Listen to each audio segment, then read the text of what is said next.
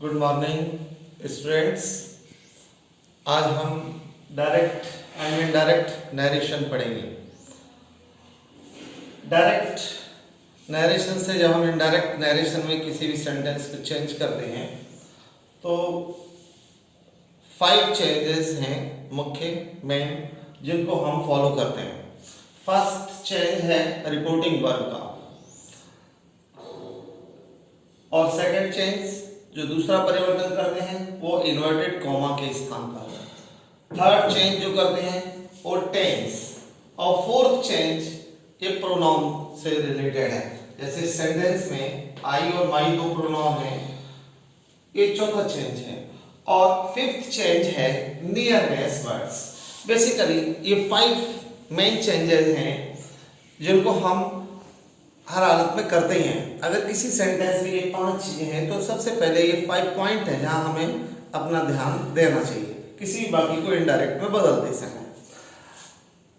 हमने ये 5 चेंज लिखे हैं, किसी भी बाकी को जब हम इनडायरेक्ट में बदलेंगे तो ये 5 चेंजेस होते हैं। First reporting verb, second inverted comma, और ये तीसरा थर्ड चेंज है ये है टेंस, और चौथा चेंज प्रोनाउन, और फिफ्थ चेंज नियरनेस वर्ड्स। इस तरह से 5 चेंजेस हम फॉलो करते हैं, उनको हम कंप्लीट करते हैं जब हम किसी भी सेंटेंस को डायरेक्ट स्पीच से इनडायरेक्ट स्पीच में बदलते हैं। अब हम बात करते हैं असर्टिव सेंटेंस की। असर्टिव सेंटेंस को जब हम इनडायरेक्ट नरेशन में बदलेंगे तो क्या क्या ये जो 5 चेंजेस हैं वो किस तरह से करेंगे उस पर थोड़ा ध्यान देंगे सभी। आज हम 3 चेंज के बारे में बात करेंगे। Reporting verb, first change, second change और थर्ड चेंज। रिपोर्टिंग वर्ब कैसे बदलेंगे असर्टिव सेंटेंस में। अगर असर्टिव सेंटेंस है तो रिपोर्टिंग वर्ब से संबंधित हमारा पॉइंट है, अगर इस रिपोर्टिंग वर्ब के बाद कोई ऑब्जेक्ट होता है तो इस सेट टू को जनरली हम टोल्ड में या टेल्स में सेट टू का जो टेंस होता है उसी के अनुसार हम इसे टेल या टोल्ड में बदलते हैं। सेकंड चेंज इन्वर्टेड कॉमा का। ये इन्वर्टेड कॉमा का इस स्थान पर इसको हटाते हैं और रिपोर्टिंग वर्ब और रिपोर्टेड स्पीच इन दोनों को जोड़ने के लिए इस इन्वर्टेड कॉमा के स्थान पर दैट लिख देते हैं, जिससे ये दोनों स्पीच जुड़ जाती हैं। फिर तीसरा चेंज टेंस का। टेंस संबंधी जो परिवर्तन है, टेंस से रिलेटेड जो चेंज है उसको हम 3 भागों में बांटते हैं। फर्स्ट इसका जो थर्ड पॉइंट है, तीसरा चेंज का थर्ड का ए, इसको 3 भागों में बांट लेते हैं, ए बी सी। फर्स्ट मतलब 3 का ए। पहली बात तो ये समझिए, ये रिपोर्टिंग वर्ब, अगर इस रिपोर्टिंग वर्ब का टेंस प्रेजेंट या फ्यूचर है तो इन्वर्टेड कॉमा के अंदर का टेंस नहीं बदला जाता। फर्स्ट पॉइंट तो ये लेने की बात है, अगर इस रिपोर्टिंग वर्ब का टेंस, रिपोर्टिंग वर्ब का टेंस प्रेजेंट या फ्यूचर है, प्रेजेंट या फ्यूचर है, तो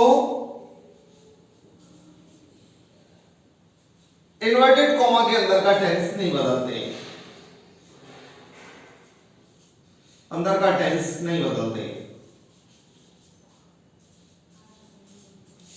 नहीं बदलते हैं। मैं एक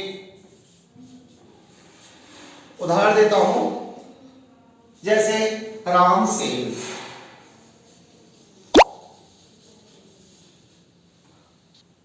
Ram says comma inverted comma है, ही इज प्लेइंग। अब यहां पर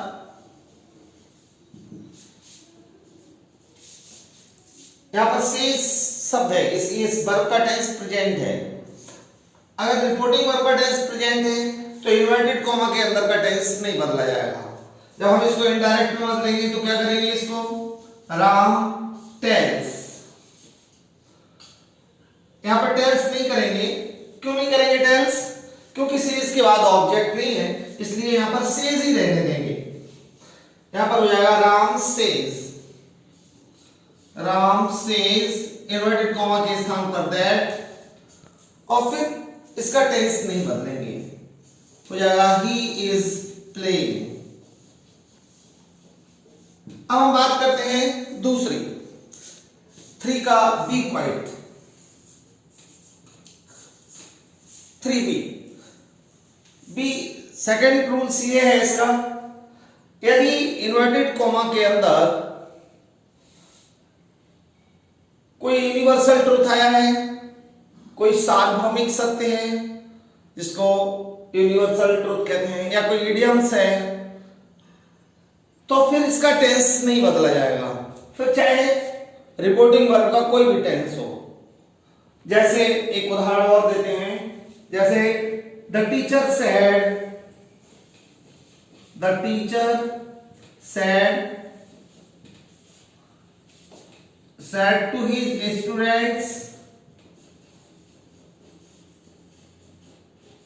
to his students, slow and steady wins the race, slow and steady wins the race।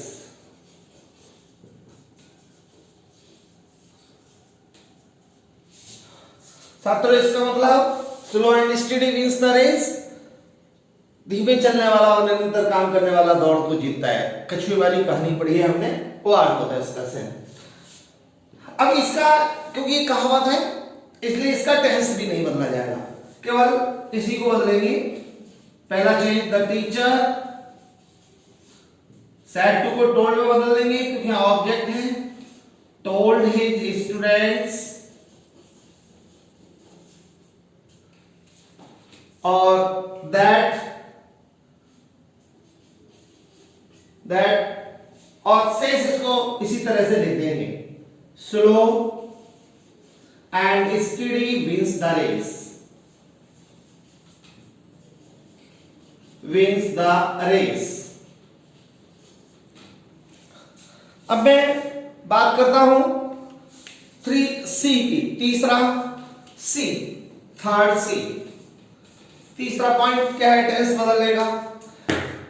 यदि इस रिपोर्टिंग वर्ब का टेंस पास्ट है और इन्वर्टेड कॉमा के अंदर कोई यूनिवर्सल ट्रुथ नहीं आया है, तो फिर इन्वर्टेड कॉमा के अंदर के सारे टेंस बदल जाते हैं।